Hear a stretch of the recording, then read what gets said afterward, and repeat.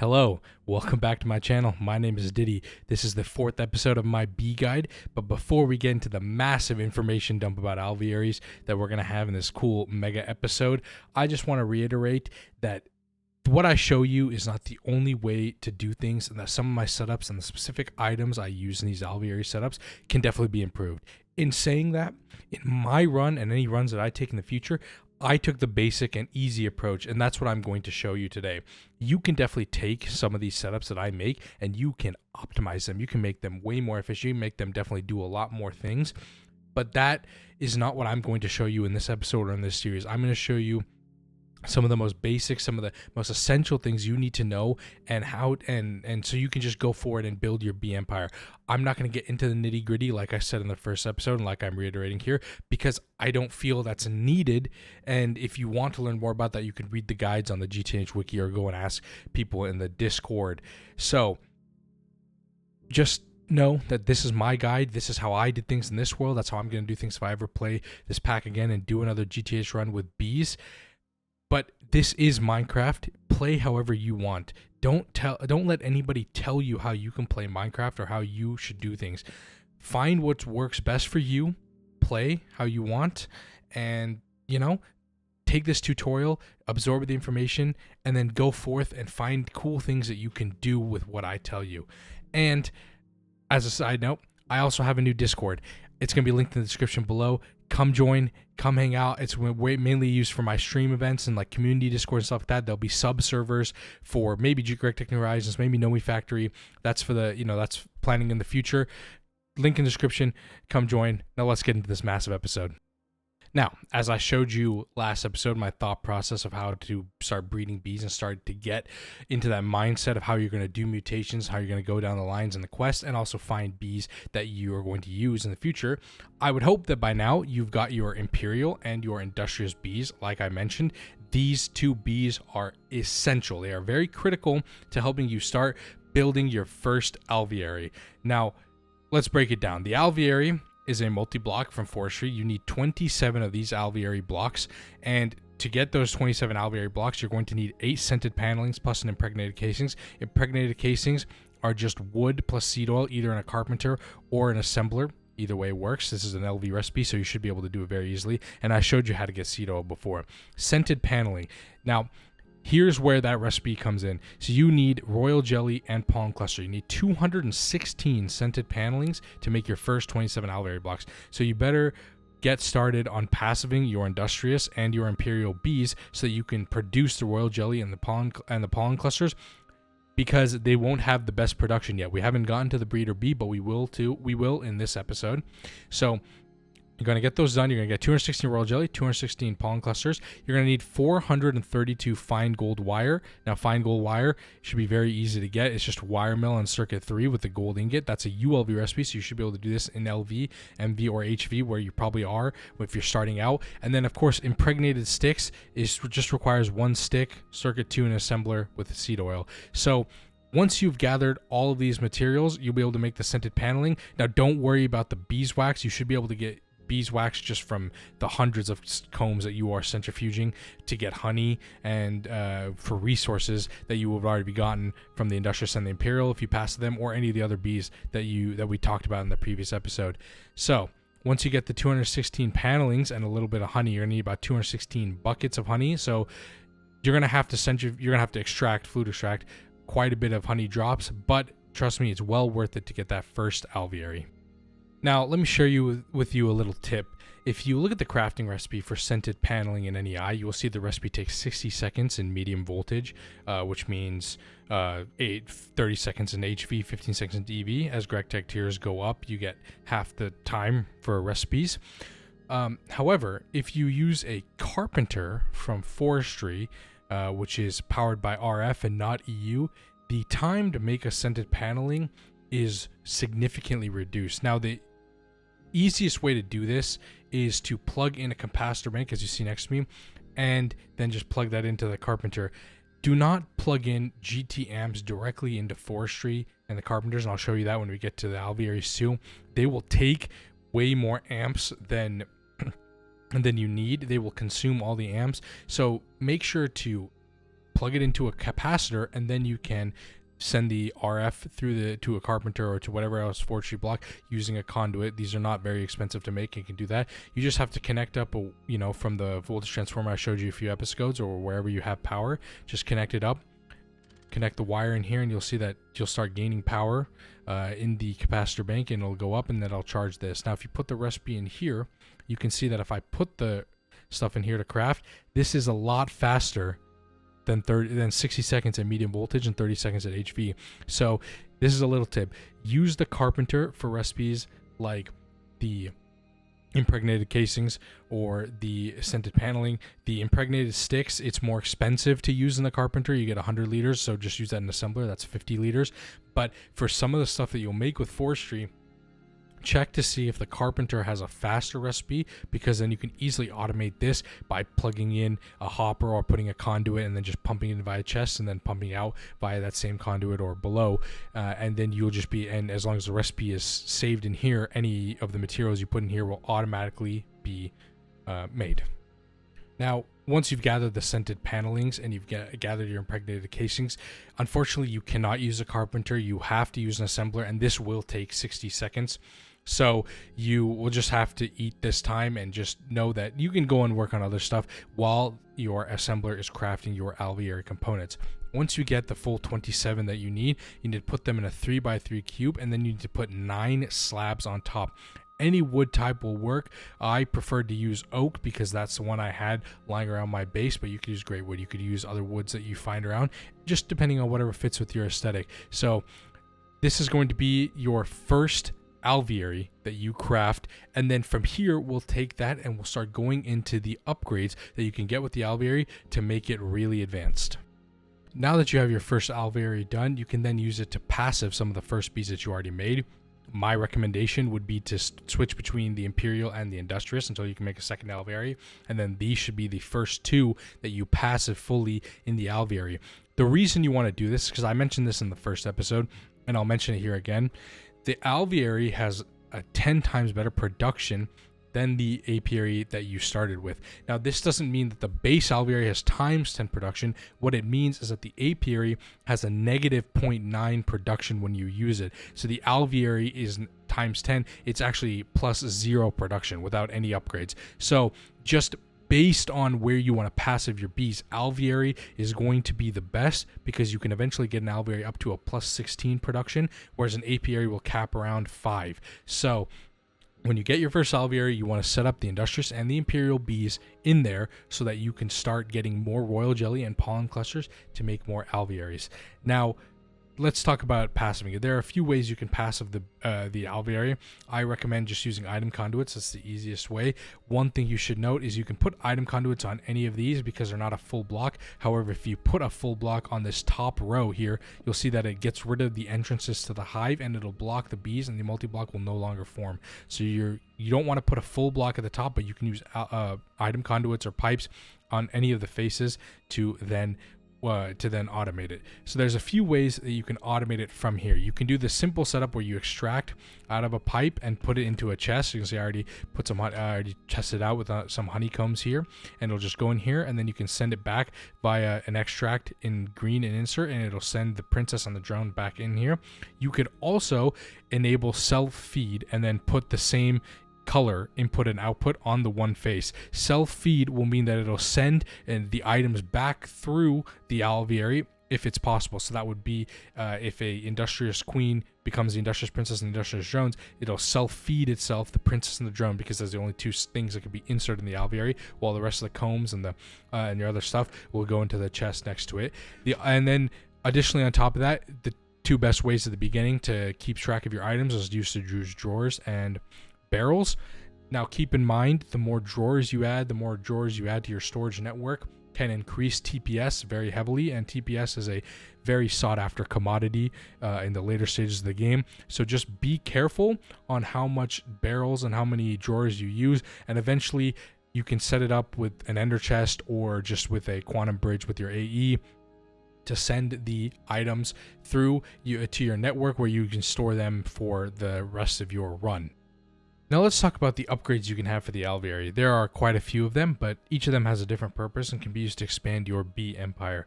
It's important to note that the Alveary upgrades can only be on the bottom 2 rows, as the top row is needed for the bees to simulate entering and exiting the Alveary. So if you try to put an upgrade up here in this top row, it will not form.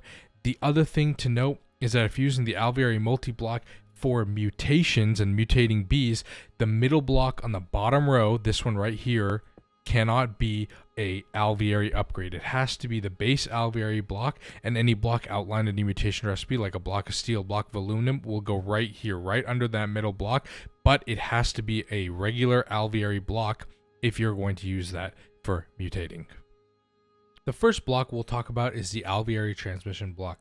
We'll talk about this one first, as I include it on almost every setup, as you can see over there in the background, and it's really helpful in gauging how much power you're using with your Alvearies. The transmission block is the power center for your Alveary when you have upgrades. You can power the individual components of Alveary upgrades with conduits. You can run them all around your Alveary. However, if you have one Alveary transmission on your multi-block, you can just simply power this Alveary transmission, which has no GUI, and it will give power to the rest of the Alveary upgrades. That way you don't have to run cables around. It doesn't have to be a big mess, but you can just add the Alveary transmission and not have to deal with any of that. Now, let me be clear. The Alveary transmission, as well as any other Alveary block, much like other parts of forestry, will drain your GT power if you provide it with, a GregTech cable. It will take multiple amps of power, pretty much almost all the power that you give it, it will take. I once put a, vacuum nuke, like the one you can get in like EV, and hooked it up to an Alveary transmission, and it took all the amps of power that it was providing. So what you're going to do is hook up the capacitor like I showed you over there, and then run a conduit. This way it only takes RF, not EU, and it does not eat your entire power network. The next 5 blocks are blocks that I did not personally use in any of my GTNH runs, but if they appeal to you, then feel free to use them. These are the Alveary sieves, swarmers, stabilizer, hatcheries, and the mutators. None of these 5 blocks need power, so you don't have to worry about using them in the same areas as other ones that do, with the Alveary transmission, but they do have some special use cases.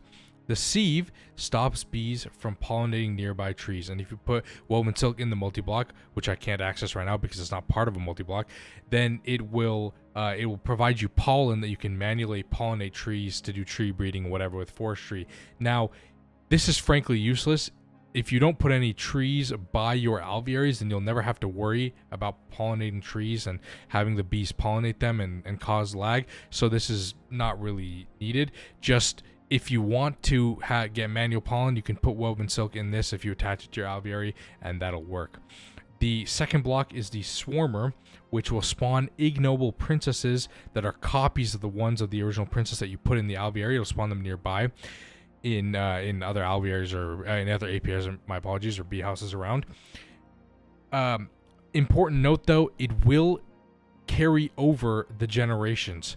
So if you have like a pristine princess that has 1,000 generations in captivity, and you use the swarm multi-block, the ignoble bee will also have 1,000, meaning it will be at a very, very, very high chance to die on its first run. So be careful if you are using that. If you're an ignoble bee enjoyer, then have fun with that, and you can obviously use frames and other methods to make the ignoble bee run for thousands of years real life, so that you'll never have to worry about it. However, those setups are not something I will talk about because I frankly think they're not way too hard to set up. They're just not worth it, and you might as well just use pristine princesses.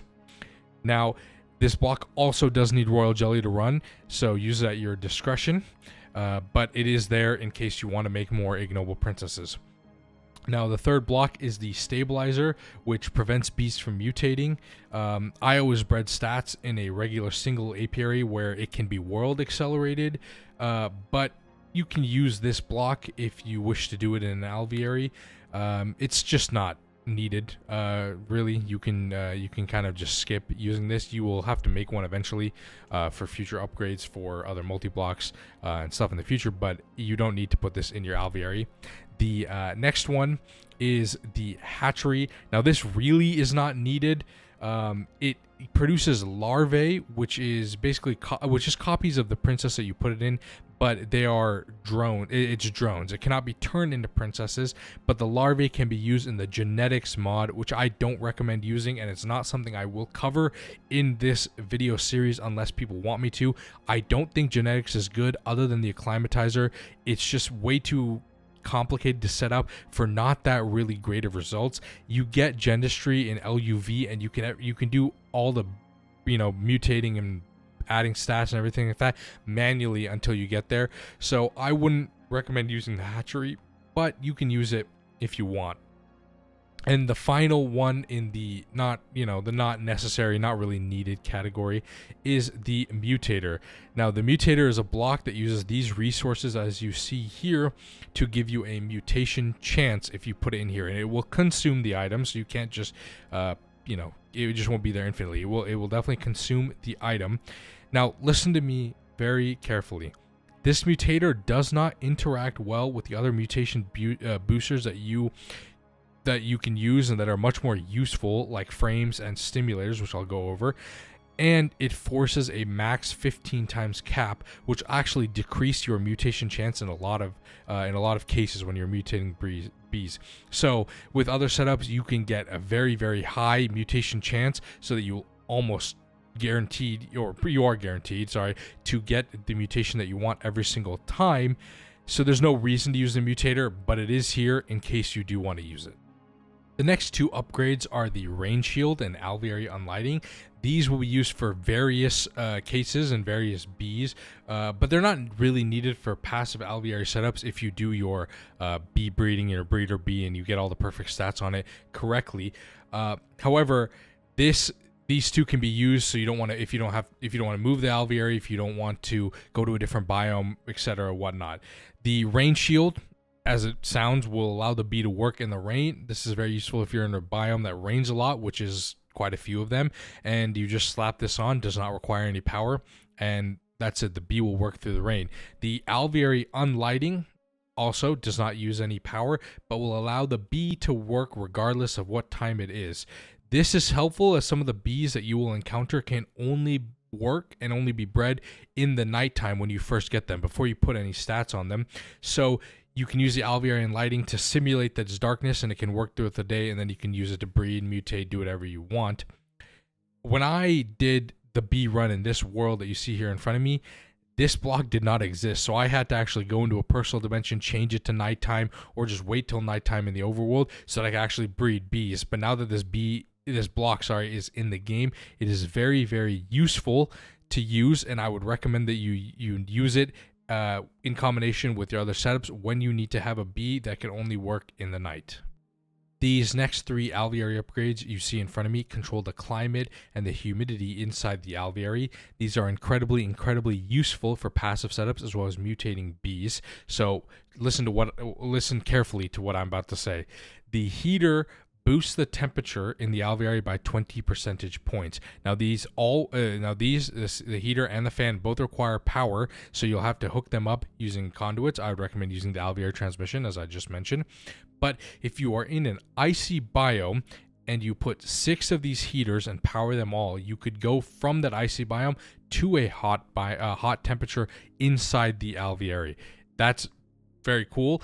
I never used more than 2, but if you need to manipulate the temperature even more, you can definitely put more heaters on there. Now the fan, as you would expect, is the opposite. It cools and reduces the temperature by 20 percentage points. But be warned, you will have problems getting the temperature from cold to icy using the fan. Now the heater can go from warm to hot and whatnot, but the fan cannot help you go from cold to icy. Stacking more and more will make it colder and colder, and the percentages will go down, but it will never reach that icy biome that you are wanting. So you'll have to move the alveary or use another method like the shifting biome potion to make it icy. But the fan is useful for cases where you need to get cold biome. Now, the final one of the climate control is actually very, very important. This is the hygro regulator. This does not require power, but it takes in two liquids, water and lava.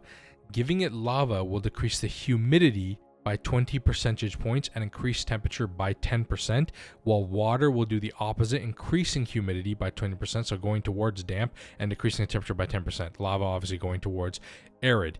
A combination of the hygro regulators plus fans and heaters will get you to the desired climate and humidity that you want. Now, lava and water are both consumed at a rate, water more faster than lava, but you will have to provide it with both of those consistently if you are going to use it in a passive setup. If you are just using it to mutate bees, you can probably just give it 4 or 5 buckets each, and hopefully you can get the bee on the first try, and then you'll be fine to move it. But if you are using it in a passive setup, you'll have to give it consistent water or a consistent lava source, which you can get from pumping in the nether or through the nether bees. They also produce lava.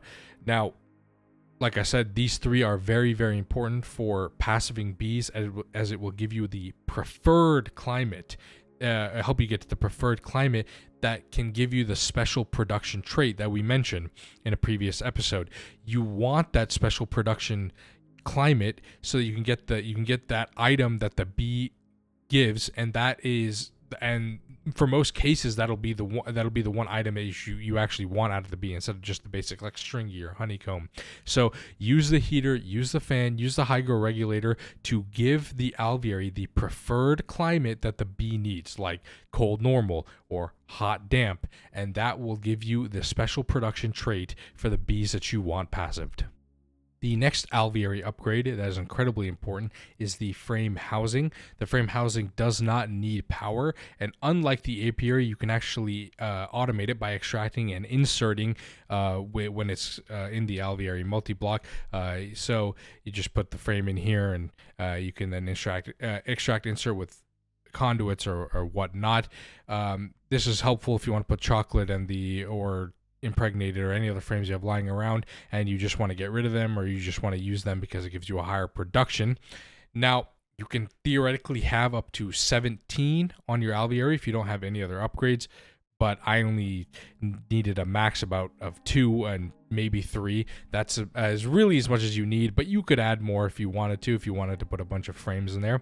One thing to note is that a frame inside the frame housing in the alveary block will take 5 damage per bee cycle instead of the 1 that occurs in the apiary. Again, that's 5 damage. So if you're using the Oblivion frame, which has 50 durability, you could only use it 9 times before you'll have to repair it, or otherwise it'll break.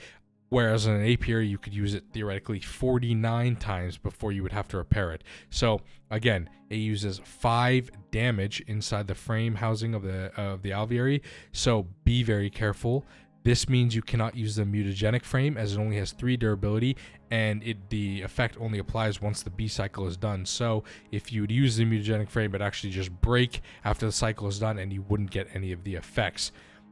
Now, if you put 3 of them on there, you could use all 3 maddening frames of frenzy that I'm sure you would have made if you did blood magic to get times 1,000 mutation. And many bees for mutation require a specific climate, and if you don't want to travel, you could use the frame housing in combination with the heater, the fan, and the hygro regulator to give that preferred climate, like needs to be bred in damp humidity, to that bee. And with the mutation with the frames, then it'll get you that mutation. So use this however you want. You can use as many as you want, many as you feel like you need, but you really only need like 1 to 3 depending on how many frames you're going to use. But make sure to use it in combination with the other upgrades that I talked about, and make sure to note that you will have to repair frames like the Oblivion frame earlier than normal, because it does take 5 damage per tick. The final alveary block is actually the most versatile block of them all, and one that you will be making many, many, many of, I guarantee. This is the electrical stimulator. This block requires power, and if you use multiple, obviously use the Alveary transmission, so you can just condense it into one block. And it takes a forestry board that you see here. There are 4 types. basic, enhanced, reinforced, and intricate, and each one holds a different amount of electron tubes ranging from 1 to 4. And you will need a forestry iron, a soldering iron that I have here in my inventory, to put the electron tubes onto the board. Make sure you put it in electrical stimulator mode so that it works in the electrical stimulator after you take it out.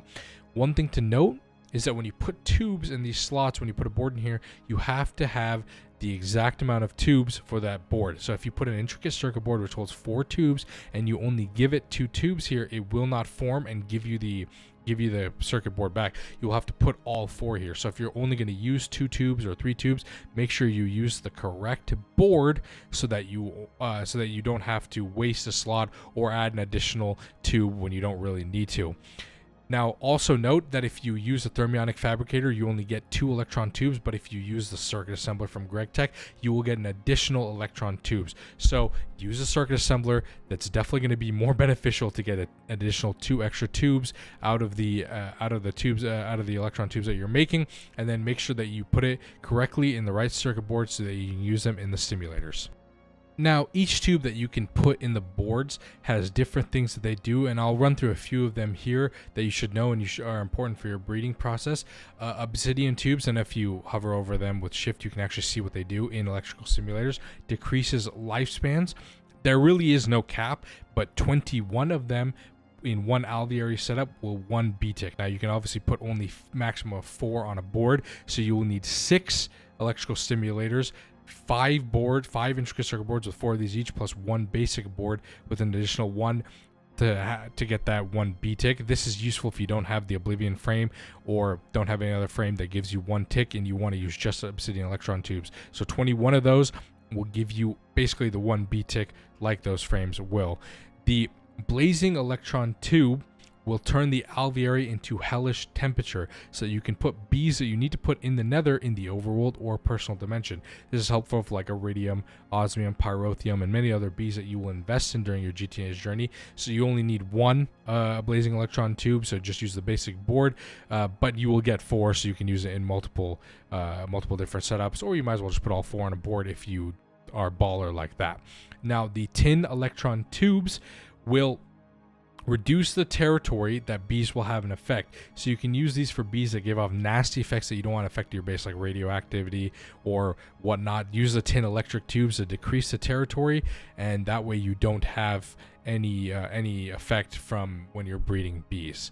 Now, these next 2 are very, very important. So if you don't have access to the matting frame of frenzy, this will be very useful for you. The golden tubes will increase mutation by 50%.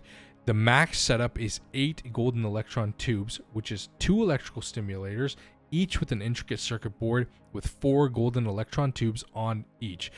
This will provide a significant percentage increase to the mutation. If you want to do the math, you can. I'm not going to give it to you right here, but I will tell you that an 8% chance to mutate a bee, if that's what it says on the breeding tab, with 8 electron tubes in the Alveary will give you max chance to mutate it. So you can do the math if you want, but just know 8% will give you max, and anything less will give you slightly less than max, and anything more obviously will do the same. Now, if you are using a combination of the matting frames of frenzy with the golden electron tubes, you don't need quite as much, but if you want to stack them on, you could have 3 maddening frames of frenzy plus a golden electron tubes. You'll have a times 1,000 mutation plus an additional 400%. It's ridiculous. You'll be guaranteed to get the mutation that you want every single time. Now, the next tube is for production. Diamantine electron tubes made by diamonds. As you can see, it says increases production by plus 1.5. Now, there are many setups that you can have with regards to production that exist for GTNH. My preferred setup is actually 2 diamantines on 1 board, the enhanced circuit board, and then 1 diamantine on a basic circuit board. With these 2 boards and 2 electrical stimulators, you will get an additional 15.625 times production. The reason that this is significant is because the max is actually 16. And if you go over the 16 cap, you will have a chance to turn your pristine B into an ignoble B, and eventually over time it will turn into an ignoble B, which obviously, as you know, has a chance of dying. So while there are ways to get closer to that 16 cap, I stick with just the 3 diamantine electron tube setup, as you will be assured that you will have max 15.625 production and you will not go over that 16 times cap. The reason you put 2 on one board and 1 on the other is because each board has an internal cap, and 2 diamantine electron tubes hits the max cap of a certain board. So you'll have to make 2 different electrical simulators, 2 electron boards to use both. But just know you can experiment with other tubes in the pack. There are many other ones that are up here that will have certain effects. It will have certain effects for bees. Play around with them. Do whatever you feel like works best for you. It's your bee journey. It's your way to play Minecraft, your way to play GTNH. But this is the way that I did my bee breeding and bee passiving in this pack. So just take that with a grain of salt when you decide to put more, an iron electron tube to give it more production, and something goes wrong and you get over 16 cap and turn your pristine bee into ignoble. So just be careful. Now let's talk about getting a breeder bee that I spoke about in the start of this episode and mentioned in the previous episodes. The first thing I recommend is actually using the majestic bee that you would have bred on your way to Imperial. If you noticed, you would have seen that the majestic bee comes with 4 times fertility, which is really useful for breeding and mutating, as you get more chances at drones that will have the desired mutation that you want. Now, the wintry bee does have 4 times fertility as well, and is a base bee that you can get out in the world. But the reason I don't like using the wintry bee is because early game you would have to venture or make a base in a wintry biome so you can actually use the wintry bee and get the 4x fertility off of it. I like majestic bees because it's a normal biome that it needs, and you would have already bred the majestic bee on your way to Imperial, so you're going to already have it around, and you're already going to hopefully have a stack of drones with it that you can use as your base for your breeder bee. Now, you want to give the bees that give you the best stats. So here's what I recommend. You will need to travel to the end, and what you're going to do is find a outer end island that has stardust ore. You're going to put an alveary on top of it. As you can see, the alveary with the stardust ore here. You're going to try and get the stardust drone, click there. The stardust drone requires arid humidity, requires the stardust ore as the foundation, like I showed you, requires dimension end. The ender princess you can find out in the world. Zinc you will have to breed up. The arid humidity, you're going to have to use the hydro regulators and give it lava to get this down to arid humidity. What you want to do, what you want to do is get the stardust drone because it has a blinding production speed. Blinding production is the best production that's currently in the game. There are plans to add more, but the dev of Forestry for GTNH Runikai has not added them yet. So blinding production speed is what you want. So once you get that mutation from being in the end, you will want to keep a stack of drones, of stardust drones, the base stardust drones with the blinding speed, before you start transferring the traits onto the majestic drone by breeding, in case something goes wrong. You don't want to lose the original stardust drone that you had, so you can always have the blinding speed somewhere. The next one after that is you're going to go for the explosive princess, which I recommended in the previous episode. That's because the explosive princess has a longest lifespan. Longest lifespan is the best in the game outside of Eon, which is not really something you should go for, but longest lifespan is more bee ticks, which means more opportunities to get the the special production, or just get any materials that you want out of them. So you want to get the longest lifespan and then transfer that over to your breeder bee. The majestic is what I'm recommending. Make sure you get a stack of the explosive bee before you do that, so you can keep the longest trait and then transfer it over and whatnot. Now, let me just tell you, when you are in the early game, apiaries and alvearies, you want longest lifespan. That's what's going to be best for production and best for your circumstances. When you get to the industrial apiary and the mega apiary, you will actually want shortest lifespan. We'll talk about that later But that's because, when you're using industrial apiary, mega apiary, you're actually accelerating it. You're using GT power. You don't want it to be long. You just want to run through as many iterations as possible. So shortest will obviously, help that out. But for the early game, for the alveary setups, which most of you are going to have to do because, you're starting out bees or whatnot, you're going to want blinding production speed always, and then you're going to want longest lifespan, which the easiest way to get it is from the explosive princess. Now, once you get those two stats and you breed them onto your breeder bee, the next would be to use the acclimatizer to get the climate and the humidity tolerance to whatever you want. I recommend getting both 5, so that's putting it with all the sand, the ice, the blaze rods, the water capsules. So it gets both 5 on both climate and humidity. It's going to take quite a bit of iterations because every single time it might not transfer perfect both 5 over. It might give you up 5, down 3, down 1, whatever. So you're going to have to just run through the process of the acclimatizer a few times to get that. Then after that, you're going to go for the other traits like diurnal, nocturnal, which you can get from nether bees, tolerant flyer, which you can get from like rocky or other bees that you would have bred into. And then you'll get cave dwelling. So what I'm trying to say is that this is not going to be an easy process. If I were to sit here and try to do all those from scratch and try to make the perfect breeder bee, we'd actually probably be sitting here for hours, because that's how long it genuinely takes to make a perfect stat breeder bee. So this is a guide. This is me telling you how I did things, what I recommend. But go forth. Go and make that breeder bee yourself. Find out what works for you. You don't have to get cave dwelling if you don't want to. If you don't want tolerant flyer, you can just put rain shield on all your alvearies, then go for that. But what I recommend is getting the stardust bee, getting the explosive bee to get blinding and longest, putting on a breeder bee, the majestic, and then making it have the stats that you want. It'll take you many, many tries. It'll take you many, many iterations. So make sure that you always keep a stack of the drone of the bee that you are getting stats from, so that you never have to worry about getting that mutation again, and that you can always kind of mess around with it and put the stats on whatever you want. And then once you get the breeder bee, then every mutation that you get going forward and every bee that you want to passive, you will have this breeder bee around, which you should also passive too. So it just keeps making more of those drones to then throw in the mix when you're trying to get the alveary.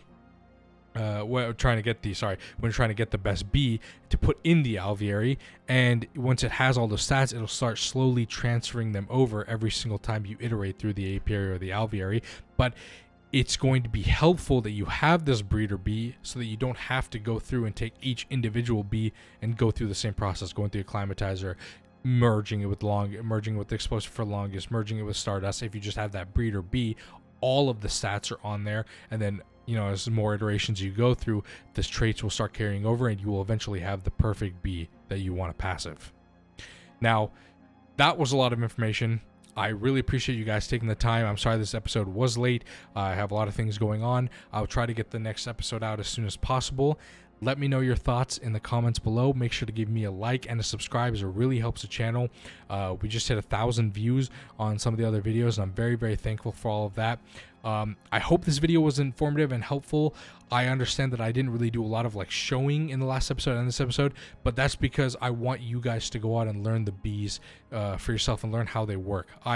These are just the tips and guides that I came up with and what I know from my experience. And you're going to have to do it at some point. You're going to have to go through the process of breeding the bees yourself and learning how to get the stats over. So just go forth, take the information I gave you, and build your own bee empire. I'll see you guys in the next episode. Thanks so much for watching.